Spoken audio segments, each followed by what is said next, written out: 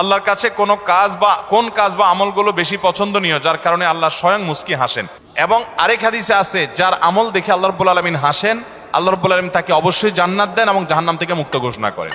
আমি অনেকবার তওবা করেছি, প্রত্যেকবারই ভঙ্গ হয়েছে। তাহলে কি আমি মুনাফিক হয়ে গেছি? বিভিন্ন এলাকায় অসুখ বিসুখ যাতে কম হয়, বার্ষিক সিন্নি, খোদাই সিন্নি, মহরমের সিন্নি নামে বিভিন্ন সিন্নি করা হয়। এগুলো করা কতটুকু বৈধ? মহিলাদের জন্য তালিম জায়েজ জানি, কিন্তু বর্তমানে মহিলারা যে সন্তান সংসার রেখে 2-3 দিনের জন্য তালিমে চলে যায় দূর দূরান্তে, এটা ইসলামের দৃষ্টিতে কতটুকু বৈধ? না, বিশেষ উদ্দেশ্য ছাড়া ফেসবুক বা মেসেঞ্জারে 3 বার কবুল বলি, তাতে কি আল্লাহর দরবারে বিয়ে কবুল হয়ে যাবে? এতে কি কোনো গুনাহ আছে?